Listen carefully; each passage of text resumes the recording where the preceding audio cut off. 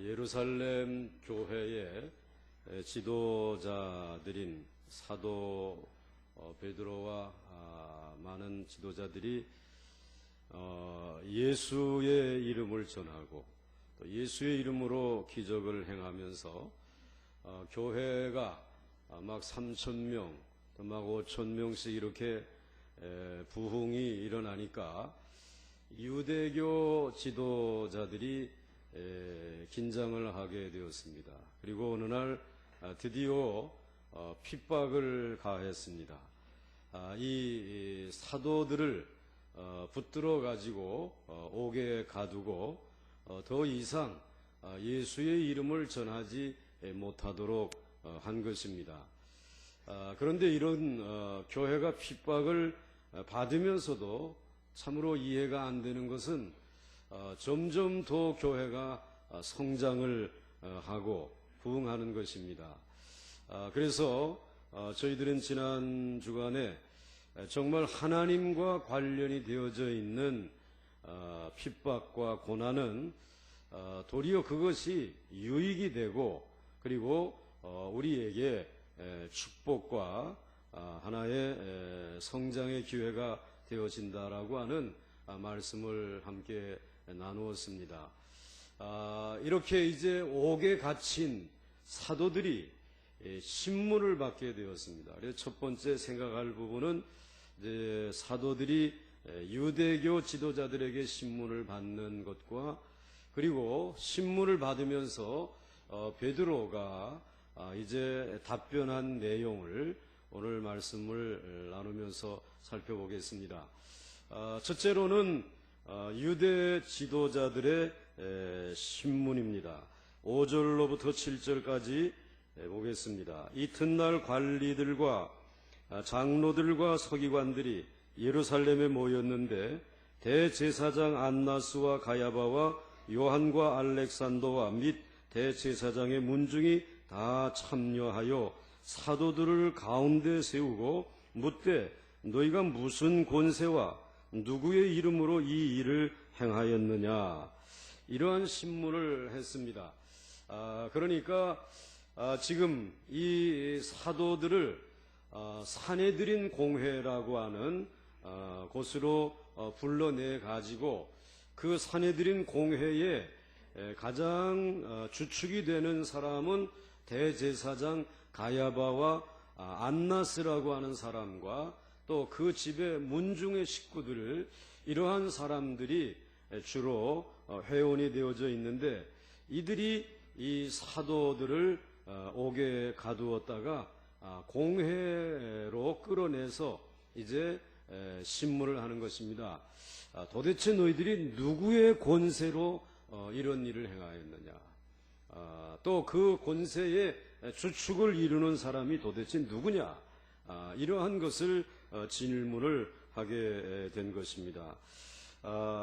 왜 이 세상의 지도자들이 이렇게 사도들을 핍박하는가? 그것은 바로 지금까지 유대 지도자들이 지켜온 사회, 질서, 가치관들이 이 예수를 전함으로 인해서 예수 믿는 사람들이 생겨서 유대교에서 기독교로, 그리고 유대교에서 이 교회로 성도들이 한두 명이 아니라 수천 명씩 옮겨가는 것을 굉장히 우려한 것입니다. 사회 질서가 흔들린다. 우리가 그동안에 귀중하게 여겼던 가치관들이 지금 이와 같이 위협을 당하고 있다. 그러니 더 이상 기다릴 수는 없고 저들이 예수에 대한 복음을 전하지 못하도록 입을 막아야 되겠다. 이러한 생각을 가지면서 핍박을 가한 것입니다. 그러나 사실은 공중의 권세 잡은 사단은 이것은 유대 지도자들을 사용하는 것뿐이지, 사탄의 입장에서 보게 되면 우리들에게 속해 있었던 사람들이 다 예수 믿고 구원받는 일은 영적으로 대단히 우려스러운 일이다. 즉 사탄은 예수를 믿고 구원받는 것을 원하지 않아요. 다 모두가 자신의 죄로 말미암아 멸망을 받고 지옥에 가기를 원하는 것입니다. 그런데 지금 사람들이 예수를 믿는단 말이죠. 그래가지고는 다 구원을 받고 이제는 천국 백성들이 되니까 사탄이 이 땅에 있는 권세자들, 유대 지도자들을 붙들어 가지고 그들로 하여금 핍박을 가하게 하면서 더 이상 예수에게로 가지 못하게끔 막고 있는 것입니다. 그러니까 영적인 대전쟁이 벌어진 것입니다. 여러분들, 사탄은 예수님께서 오시면서부터 힘을 잃어버렸어요. 명분을 잃어버렸어요. 왜냐하면 사탄은 인생들이 다 이제는 죄로 말미암아 멸망을 받고 지옥에 가기를 원하고 있습니다. 이것은 그냥 내버려 두면 저절로 다 지옥 죄 짓고 살다가 지옥에 가게끔 되어져 있습니다. 그런데 예수께서 오셨어요. 예수님께서 사람들을 위해서 십자가에 죽으시면서 사람들의 죄값을 지불해 버린 것이에요. 대속의 제물이 되어진 것이에요.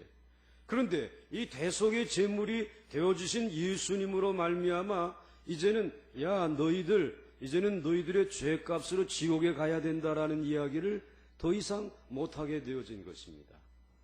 그런데 오늘 이 사탄은 그러기 때문에 이 세상에 있는 인생들이 예수에 대해서 알기를 원하지 않습니다. 예수에 대해서 알게 되면 예수가 내 죄값을 지불했으니까 우리는 예수의 이름만 믿으면 구원받는다는 도리를 깨닫기 때문에 이것을 알려주지 않기 위해서 사탄은 땅의 권세를 잡고 있는 이들을 동원해가지고 너희들이 사도들의 입을 봉하라는 거예요. 사도들이 무슨 말을 못하도록 예수 믿으면 구원받는다. 예수가 너희들의 죄를 사하여 주었다. 예수 안에 부활의 생명이 있다. 이것을 전하지 못하게끔 입을 봉하는, 그래서 옥에 가둔 것이고 이제는 더 이상 이런 말을 하지 못하도록 위협을 가하고 있는 것입니다. 여러분, 우리들이 이 세상에 살면서 정말 예수를 몰랐다면 다 멸망받고 지옥에 가야 될 사람인데 이제는 우리 주 예수 그리스도께서 우리의 모든 죄값을 지불해 주신 줄 믿으시기를 바랍니다.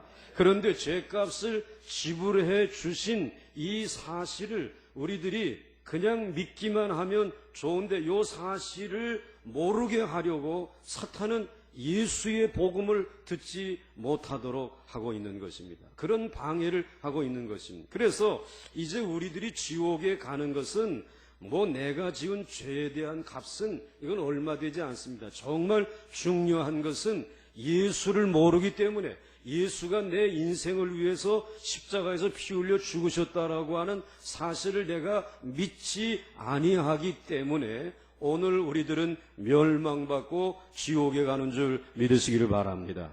그러니까 정말 중요한 죄는 내가 누구 때리고 거짓말하고 사람을 죽인 죄가 중요한 것이 아니라 예수를 모르는 것, 복음을 듣고도 예수를 믿지 아니하는 죄가 바로 멸망받는 죄인 줄 믿으시기를 바랍니다.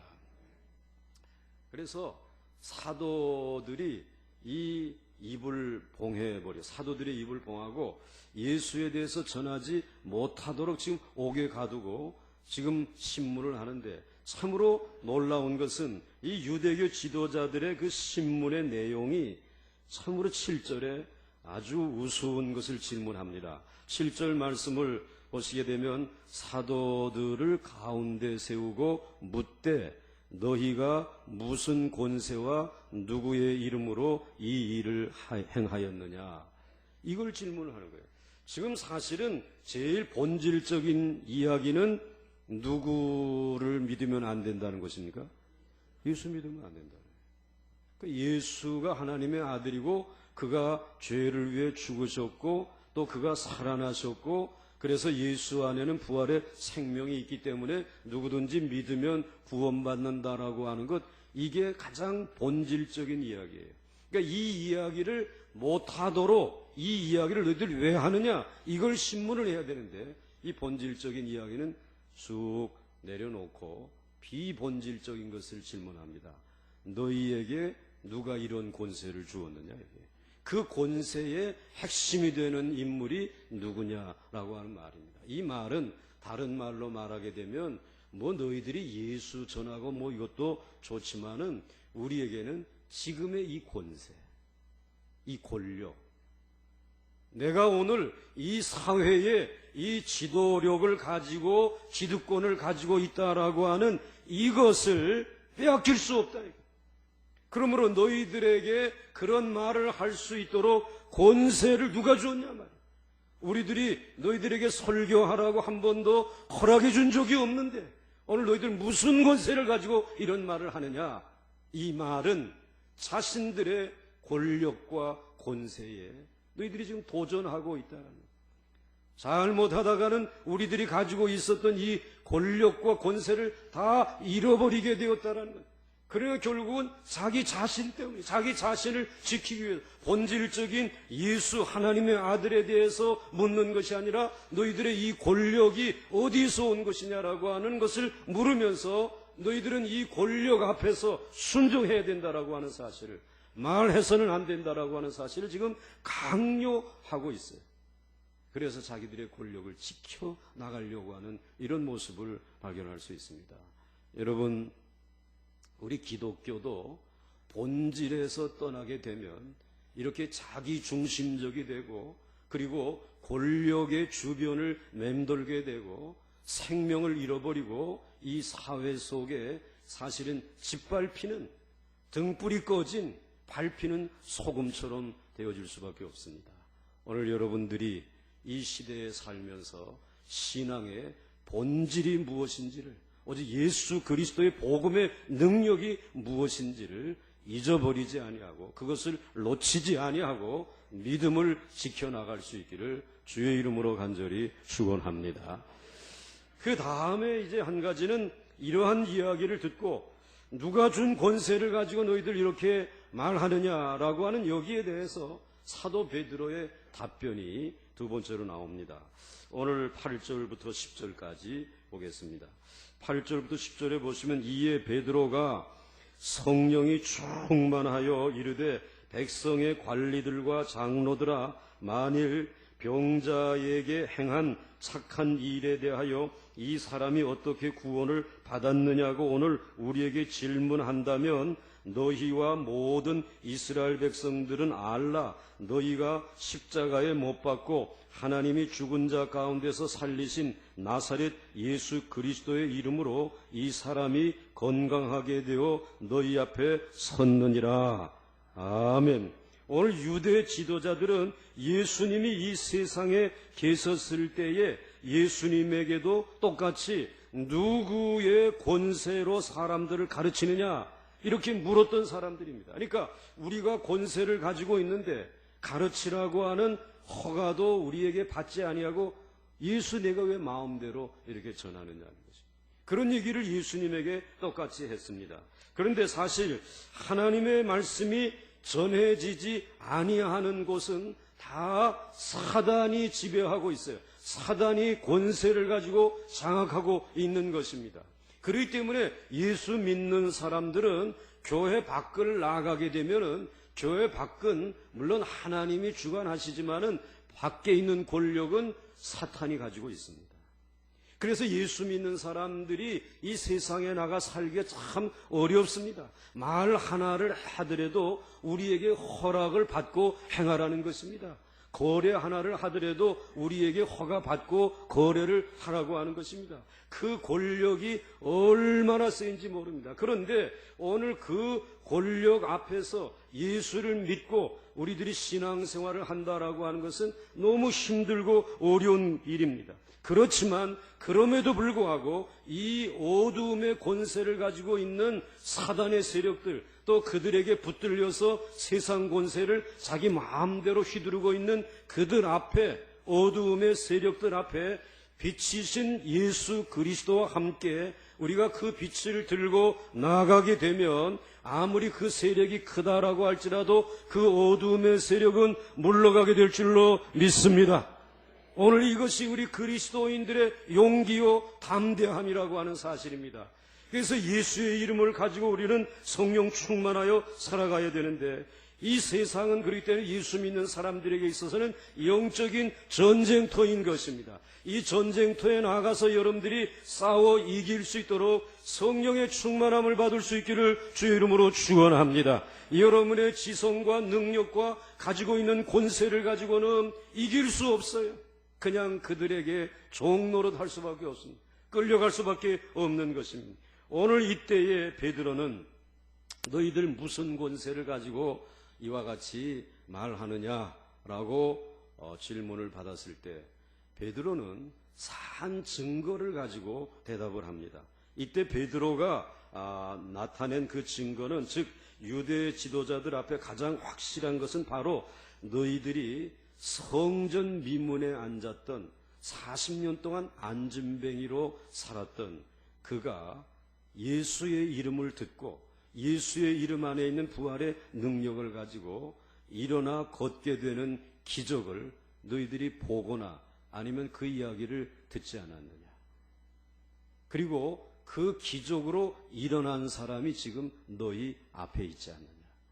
증거를 제시한 것입니다. 그래서 오늘 10절 말씀을 보시면은 너희와 모든 이스라엘 백성들은 알라, 너희가 십자가에 못 박고 예수님이 죽은 자 가운데서 살리신 나사렛 예수 그리스도의 이름으로 이 사람이 건강하게 되어 너희 앞에 섰느니라. 이 이야기를 한 것입니다. 한마디로 말해서 너희가 십자가에 못 박아 죽인 예수를 하나님께서는 살리셔서 이제는 그 부활하신 예수 그리스도께서 저에게 찾아오실 때, 우리들을 통해서 바로 그의 이름이 증거되어졌을 때 그 이름을 들었던 이 앉은뱅이가 오늘 그 믿음을 가지고 일어나 걷고 뛰게 되어 너희들 앞에 서 있느니라. 이걸 지금 증거하고 있는 것이에요. 근데 여러분 한번 생각해 보세요. 오늘 베드로의 이 이야기를 듣고 있는 너희가 죽였던 예수, 그러나 하나님이 살리신 예수, 이 이야기를 할 때 오늘 사내들인 공회에서 회의를 주재하고 있었던 안나스나 또는 가야바라고 하는 사람이 지금 베드로가 지적하면서 너희가 죽였던 예수, 얼마나 겁나겠습니까?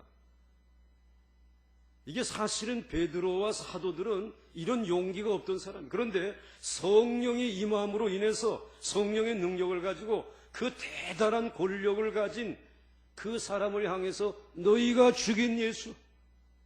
그런데 그 너희가 죽인 그 예수를 무덤에 장사 지내고 그리고는 돌로 막아 놓았지만은 하나님께서 오늘 그를 살리셨다.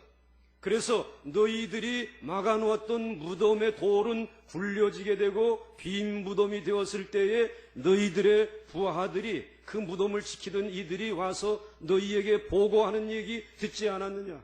무덤이 비어져 있다. 예수의 시체가 어딘가 다 사라져버렸다라고 하는 보고를 너희들 듣지 않았느냐? 그리고 그 보고를 듣고 난 다음에 너희들이 행한 다음 절차가 무엇이냐?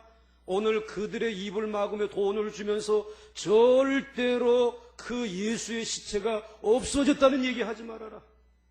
그리고 오늘 그들에게 바로 예수의 제자들이 와가지고 그 예수의 시체를 도적해갔다, 훔쳐갔다라고 이야기하도록 너희들 그렇게 시키지 않았냐. 안나스와 가야바가 그 이야기를 듣고 이야기해야 되잖아요. 정말 예수님의 시체를 제자들이 훔쳐갔다고 그때까지 확실히 믿고 있었다라고 하게 되면은 그 자리에서 야 베드로야, 너희들이 예수의 시체 훔쳐가지 않았느냐? 빨리 내놓으라고 이야기해야 되잖아요. 그런데 이야기를 하지 못했어요. 예수는 죽었다가 하나님께서 사흘 만에 살리셨거든요. 그 살리신 부활하신 예수 그리스도께서 오늘 이 앉은뱅이를 그분의 능력으로 일으켜 세웠단 말이에요. 오늘 그 예수 그리스도는 하나님의 보좌 우편에 앉아 계시지만 그의 이름을 믿고 구원받고 고침받은 그 사람은 오늘 이 산헤드린 공회 앞에 증인으로 당당히 서 있다 이 말씀입니다.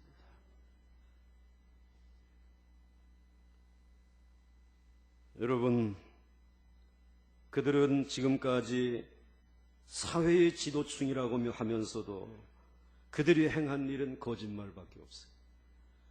오늘 사실은 예수 그리스도를 너희가 죽이지 않았느냐라고 하는 이 말대로 한다고 하면 너희는 살인자라는 것이. 그리고 이것을 제자들이 훔쳐갔다라고 뒤집어 씌웠던 거짓말로 하나님의 성전 안에서 거짓 증언한 자들이라는 것이. 오늘 이와 같은 일을 담대하게 베드로가 증언한 것입니다. 그것은 베드로의 심령 속에 성령이 임하였기 때문에 이러한 담대함을 가지고 오늘 그 대단한 세도가들 앞에서 이제 이 베드로와 이 사도들, 제자들은 정말 산헤드린 공회에 끌려가는 것 너무나 두려워했던 일이에요. 그리고 그 사람들을 만나는 것을 피할 수 있으면 피할 수밖에 없었던 그런 연약한 저희들이었어요. 그런데 오늘 어디에서 용기가 났는지 이렇게 담대하게 예수가 너희들이 죽임으로 인해서 죽었던 자이지만 살아났다라고 하는 사실을 오늘 증언하는 것은 성령의 능력이 아니고서는 할 수 없는 일인 줄로 믿습니다. 사랑하는 성도 여러분, 오늘 베드로는 너희가 십자가에 못 박은 예수라고 말하고 있습니다. 산헤드린 공회의원들을 정면으로 찌르는 것입니다. 산헤드린 공회의원들에게는 이제는 내가 죽인 예수가 된 것입니다. 그러니까 안나스와 가야바는 베드로의 이 찌르는 말을 듣고 내가 예수를 죽였구나. 우리가 예수를 죽였구나. 내가 죽인 예수가 되어진 것이에요. 그런데 내가 죽인 예수라고 하는 사실을 저들이 찔림을 받았으면 회개해야 될 거 아니에요. 그래요. 내가 예수를 죽였습니다. 바로 여러분들이 전하는 그 예수를 내가 얼마 전에 십자가에 못 박아 죽이라고 산헤드린 공회에서 결정한 사람이 나입니다. 내가 잘못했습니다. 용서해 주시기를 바랍니다. 회개하였다라고 하면 회개한 그것을 우리 하나님께서 살리신 예수 그리스도께서 오셔서 그 회개를 받으시고 그 사람의 죄를 용서하시고 구원하여 주실 줄 믿습니다. 오늘 이와 같은 설교를 지금 하고 있는 것입니다. 여러분, 그러기 때문에 오늘 저와 여러분들도 여기에 앉아서 예배를 드리지만 오늘 예수님과의 관계를 맺는다라는 것은 예수님을 배우고 아는 것을 의미하는 것이 아니라 여러분들이 내가 예수를 죽인 사람입니다. 이 사실을 성령의 도우심으로 깨닫고 고백하는 것입니다. 그래야지만 여러분들은 예수와 관계가 있는 사람이 됩니다.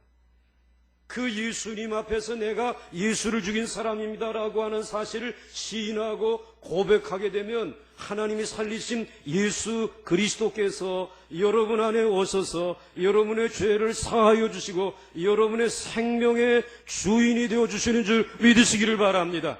이제 여러분의 인생의 주인은 여러분이 아니라 여러분이 죽인 그분이 아니라 사흘 만에 살아나신 예수 그리스도가 여러분의 주인이 되어서 이제는 예수와는 뗄 수 없는 관계를 맺고 영원히 그분과 함께 인생을 승리하며 살아갈 줄 믿으시기를 바랍니다.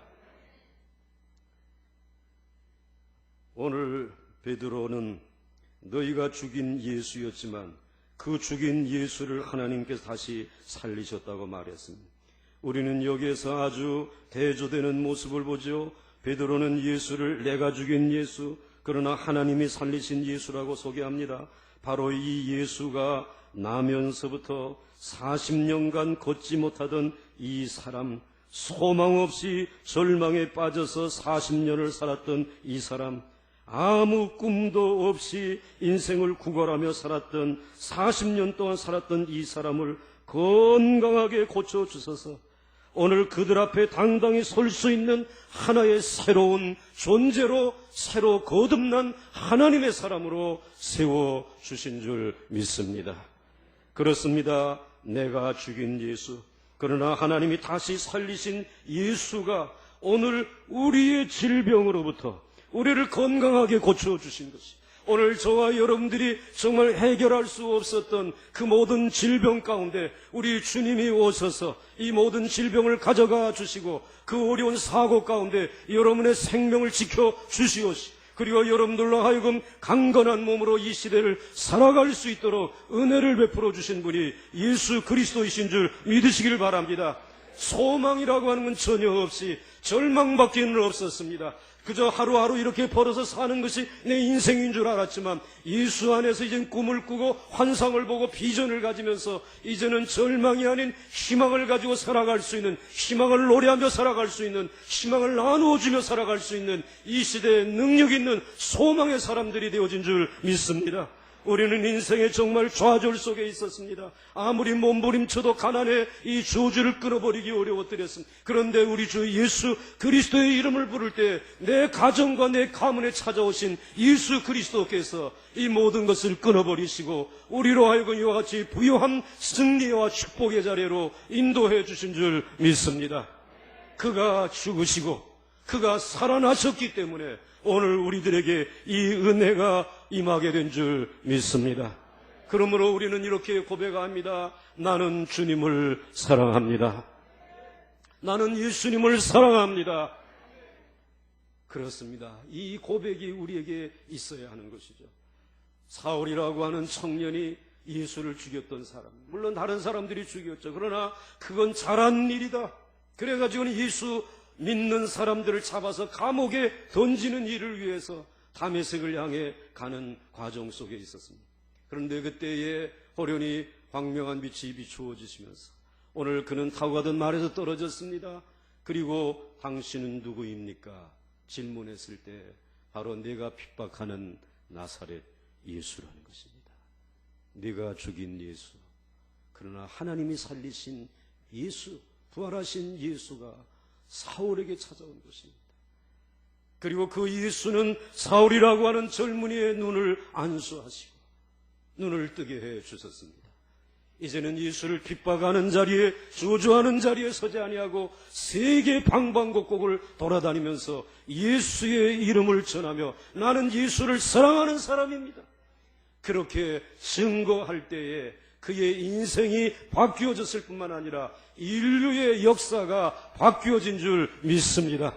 어두움의 역사였던 이 역사가 빛의 역사로 바뀌어지며 유럽이 하나님의 나라로 구원받는 역사들이 일어나게 되며 온 도처에 하나님의 거룩한 교회가 세워질 수 있는 놀라운 역사가 바로 그가 죽인 예수였으나 하나님이 살리신 예수로 말미암아 이런 놀라운 기적이 일어나게 된 줄 믿습니다. 여러분의 생애 가운데도 그 예수님이 찾아오시지 않았습니까? 오늘 그 예수 그리스도의 이름을 부를 수 있기를 주의 이름으로 축원합니다. 오늘 이 베드로는 무슨 권세로 이렇게 묻는 비본질적인 질문 앞에 가장 당당하게 성령의 충만함을 받고 본질적인 복음을 전한 것입니다. 너희가 죽인 예수가, 하나님이 살리신 그 예수가 오늘 40년 동안 눈멀고 고린으로 살았던 오늘 이들을 살리신 예수라고 하는 사실을 증거했습니다. 오늘 여러분에게도 이런 표적이 있기를 주의 이름으로 축원합니다. 마지막으로 오늘 이 베드로는 매우 중요한 선언을 합니다. 오직 예수의 이름으로만 구원을 받습니다. 이 선언을 하죠. 오늘 11절 말씀에 보시면 이 예수는 너희 건축자들의 버린 돌로서 집 모퉁이의 머릿돌이 되었느니라. 이 말은 다윗이 옛날에 시편 118편 22절에 기록했던 말입니다. 건축자가 버린 돌이 집 모퉁이의 머릿돌이 되었나니. 성전을 하나 크게 짓는데, 돌로 짓는데 보니까는 보잘것없는 돌이 있어요. 건축자가 이 돌은 쓸모가 없으니까 에이 하고는 멀리 집어 던졌단 말이에요. 그런데 완공해 놓고 보니까 그 던져버린 보잘것없는 돌이 이 성전의 가장 중요한 무슨 돌이 되었다고요? 머릿돌이, 기초석이. 거기에 다 이 돌들이 쌓여져 가지고 커다란 성전이 지어진, 그것처럼 예수라고 하는 이름은 그 당시 굉장히 흔했던 이름입니다. 뭐 너도 나도 할 것 없이 이름을 지었다면 예수, 구원자라는 그런 이름을 지었던 아주 평범한 돌과 같은 그러한 예수였어요. 그리고 예수라고 하는 사람이 외모로 보거나 무어로 보거나 가난한 나사렛에 모아둔 사람의 목수, 그리고 그저 가까이 다니던 사람들이 다 고기 잡는 어부들, 그러니까 아주 형편없지만은 그냥 평범한 사람, 아주 대수롭게 보지 않아도 될 만한 그런 평범한 그런 사람. 그런데 이 돌을 어디다 갖다 쓰겠습니까? 그래가지고는 쓸모없다고 십자가에다가 갖다가 어떻게 했어요? 못을 박아버렸어요. 던져버린 것입니다. 그런데 어느 날 보니까 성전이 건축되어졌는데 그 버린 돌이 살아가지고 와가지고 어디에 와 있어요? 성전에 가장 중요한 구원을 이루는 성전의 머릿돌이 되어져 있는 거예요. 죽여버렸는데, 십자가에 못 박아버렸는데 하나님이 살리셔서 가장 중요한 구원의 머릿돌이 되게 해주셨다. 이게 예수라는 거지. 사실 여러분, 저와 여러분들이 이 세상에서 뭐 여러분들 다 잘나셔서 저보다 못난 사람은 한 분도 안 계신 것 같아요. 많이들 배우셨어요. 또 나름대로 여러분들 성공하셨습니다. 그러나 여러분들, 아무리 여러분들이 그렇게 성공하셨다라고 할지라도 예수를 모르고 살아가는 사람들은 아무런 의미가 없어요. 여러분들, 이 세상에 사실 그렇게 정말 귀한 존재들이었지만 여러분들 언제나 다 그렇게 당당하게 살아가요. 여러분들의 지식, 그 조금 있다가 그거 가지고 여러분의 인생에 찾아온 번민과 괴로움 하나 해결할 수 없어요.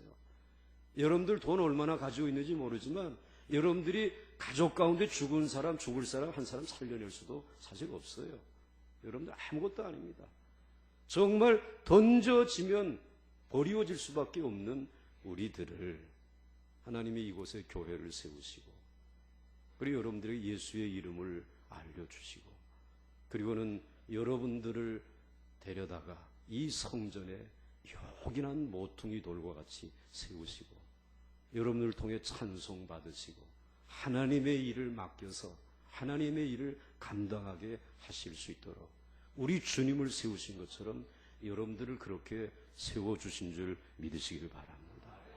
그러므로 여러분, 나는 지금 이 시대에 버려진 존재다, 나는 밟히고 있는 존재다, 나는 이제 희망이 없는 존재다, 여러분 그렇게 포기하지 마시기 바랍니다. 예수의 이름을 부르시길 바랍니다. 예수님도 던져진 존재, 건축자들의 손에 의해 들려져서 던져진 존재예요. 그렇지만 던져진 존재였지만 하나님께서 다시 그를 살리셔서 하나님의 거룩한 집에 성전의 모퉁이 돌을 삼으신 그 주님께서 여러분들을 버리지 아니하시는 줄 믿으시길 바랍니다. 여러분들의 삶이 어떠한 무거운 짐과 절망과 낙심이 찾아온다라고 할지라도, 아니 여러분들이 이제 무서운 죄로 인하여 감옥 한복판에 가 있다라고 할지라도, 세상 사람들은 버려도 우리 주님은 절대로 여러분을 버리지 아니하시고 여러분을 위해 죽으시고 여러분을 위해 살아나셔서 다시 살리시고 구원하시고 자유케 하시는 은혜의 주님이신 줄 믿으시기를 바랍니다. 그렇기 때문에 우리 사도 바울은, 사도 베드로는 이런 얘기를 합니다. 가장 중요한 말씀이죠. 12절 말씀 한번 같이 읽겠습니다. 12절 같이 읽습니다. 시작. 다른 이로서는 구원을 받을 수 없나니 천하 사람 중에 구원을 받을 만한 다른 이름을 우리에게 주신 일이 없음이라 하였더라. 아멘. 다른 이로서는 구원을 얻을 수 없나니, 천하 사람들에게, 천하 인간에게 구원 얻을 만한 다른 이름을 주신 일이 없느니라. 이건 너무 독선적인 말씀이잖아요. 이게 굉장히 중요한 말씀입니다. 여러분들이 아마 암송하고 있는 말씀일 거예요. 사도행전 오늘 4장 이 12절 말씀. 아마 여러분 생각에는 그런 생각할 수 있고, 예수님을 모르고 살다가 죽은 500년 전의 사람, 1000년 전의 사람들은 그럼 어떻게 해? 다른 길이 아마 있을 거야. 다른 길이 없습니다, 여러분. 오직 누구의 이름으로? 예수의 이름으로. 아마 어떤 사람은 이렇게 얘기할 거예요. 하나님이 그렇게 조불아온 분이 아니고 그 우주를 품는 광대하신 하나님이시기 때문에 아마 웬만한 사람들도 다 품어주시고 구원해 주실 것이에요. 이런 생각을 합니다. 그러나 아닙니다. 예수 그리스도의 이름 외에는 구원이 없다라는 것입니다. 많은 수의 사람들이 자신들의 종교적인 열심이나 또는 어떠한 인간의 노력이나 공로로 구원을 얻을 수 있다고 생각합니다. 하지만 이것은 잘못된 생각입니다. 천국은 절대로 인간의 노력이나 공로로 들어갈 수 없습니다. 인간의 노력이나 공로로 들어간다라고 하게 되면 구원받으려고 하는 사람들이 머리를 싸매고 다툴 것입니다. 그래서 구원받는 길은 바늘구멍보다 더 좁을 것입니다. 이제 여러분, 인간의 노력과 행위와 공로로 구원받는 것이 아니라 오직 예수 그리스도의 이름을 믿을 때에 구원받는 길이기에 구원의 길은 열려져 있는 줄 믿으시길 바랍니다. 오늘 처음 나왔다라고 할지라도 예수가 나를 위해 죽으시고 내가 예수를 죽였던 사람인데 이제 하나님이 그 아들을 살리셔서 내 죄를 가져가시고 내게는 생명의 주님으로 찾아오신 줄 믿습니다. 요긴한 모퉁이 돌이 되게 해주신 줄 믿습니다. 오직 예수를 믿는 믿음으로만 구원받는 것입니다. 우리는 이 사실을 믿고 알고 있기 때문에 많은 사람들이 예수를 믿고 구원받을 수 있도록 때를 얻든지 못 얻든지 예수의 이름을 전해야 하는 것입니다. 예수의 이름 외에는 구원을 얻을 수 있는 길이 전혀 없기 때문입니다. 그래서 우리는 다른 사람에게 확신을 가지고 교회 나갑시다. 교회 나오세요. 예수를 믿으셔야 합니다. 이제 다른 이름으로는 구원받을 수 없습니다. 구원받으시기 바랍니다. 이 이야기를 할 때에 저거 정신 나갔는가 말이지. 미친 사람인가 보다. 그런 이야기 들으면서도 전해야 하는 이유는 오직 구원은 예수의 이름으로 구원이 우리에게 주어지기 때문에 그런 거예요. 다른 이로서는 구원 얻을 만한 이름을 주신 적이 없습니다. 천하 인간에게 구원받을 만한 다른 이름을 우리에게 주신 일이 없습니다. 오직 예수인 줄 믿으시기 바랍니다. 오직 그분의 은혜인 줄 믿으시기 바랍니다. 그렇기 때문에 우리는 전해야 하는 것입니다. 그래야지만 이 사람들이 구원받고 하나님의 백성이 될 수 있는 것입니다. 예수님은 하나님이 우리의 구원을 위하여 주신 유일한 분이십니다. 그것도 그냥 예수님이 우리를 구원의 길로 인도하시는 것이 아니라 자신의 죽음으로 우리를 구원해 주신 줄 믿으시기를 바랍니다. 이 사도행전 4장 12절 말씀은 예수를 바로 믿는 사람들이라면 가장 좋아하고 사랑하는 말씀입니다. 다시 한번 읽습니다. 다른 이로서는 구원을 받을 수 없나니 천하 사람 중에 구원을 받을 만한 다른 이름을 우리에게 주신 일이 없음이라 하더라. 아멘. 이 말씀을 읽으면 신앙이 흔들리다가도 확신이 생깁니다. 우리가 가끔 내가 이거 헛수고하고 있는 거 아닌가? 이 더운 날에 나와서 우리가 이렇게까지 해야 될 이유가 어디에 있는가? 이런 의심이 우리에게 들어올 때가 있어요. 그런데 이런 의심을 일시에 물리쳐 주시는 말씀이 바로 이 사도행전 4장 12절 그 말씀인 줄 믿으시기를 바랍니다. 다른 이로서는 구원이 없다.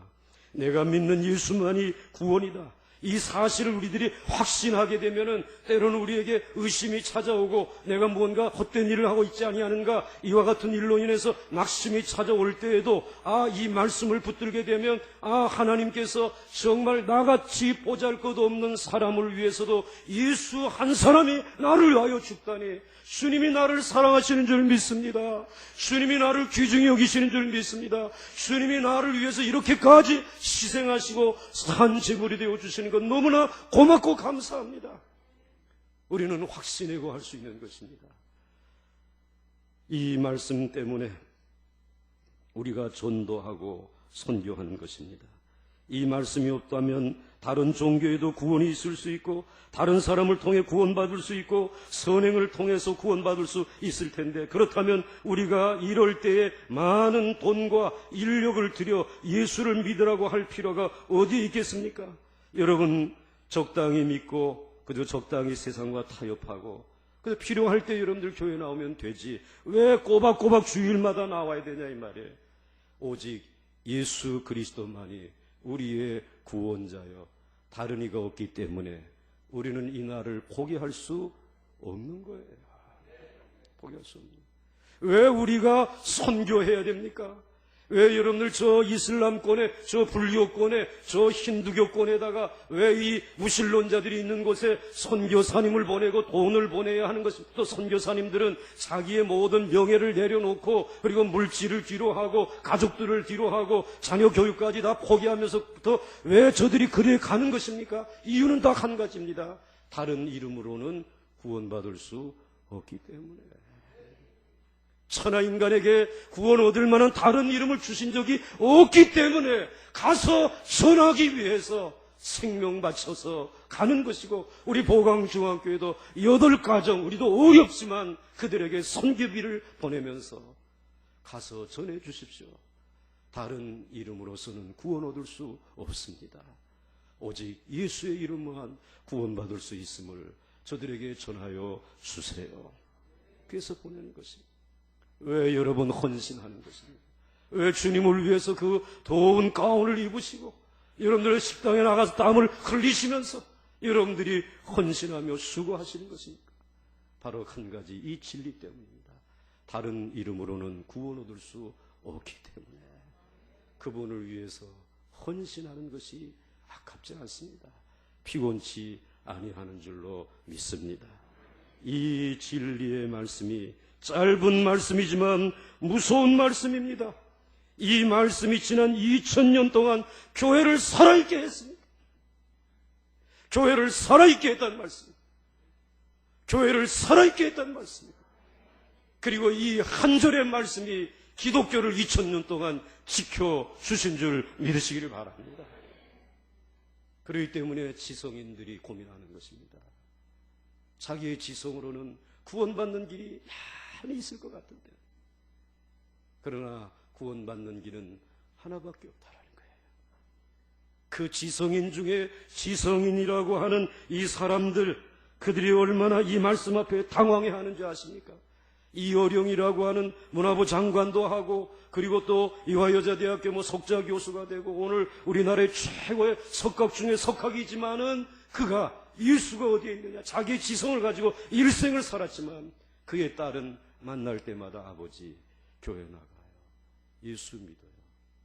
아버지의 눈으로 보게 되면은 결혼에도 실패하고 아이를 낳았는데 아이도 건강이 시원치 않고, 무슨 예수가 아니에요. 아버지, 내 삶은 이렇지만 나를 위해 죽으시고 살아계신 살아나신 예수 그리스도께서 나를 구원해 주셨고 나는 오늘 죽어도 그분의 이름으로 천국에 갈 거예요. 그의 말에 능력이 있었습니다. 그의 표정에 평안이 있었습니다. 그러나 지성을 가진 이어령 씨의 마음속에는 그런 평안이 없었어요. 확신이 없었어요. 그런데 그 건강치도 못한 아이를 위해서 정성으로 축복하며 양육하는 모습을 보고 기적적으로 그가 고침을 받는 그 모습을 보면서 이어령 씨는 지성을 내려놓고 신앙을 선택했어요. 다른 이로서는 구원을 얻을 수 없나니 천하 인간에게 구원 얻을 만한 다른 이름을 주신 적이 없느니라. 이 말씀을 붙들고 회개하고 세례받았어요. 그리고 그는 가는 곳마다 이제는 지성을 전하는 사람이 아니라 지성 위에 신앙이 있음을 전하며 많은 사람들을 구원하는 구원자의 길로, 전도자의 길로 걸어가고 있지 않습니까? 오늘 여러분들 예수 그리스도의 이름으로만 구원이 있습니다. 그 이름으로 일어설 수 있기를 주의 이름으로 축원합니다.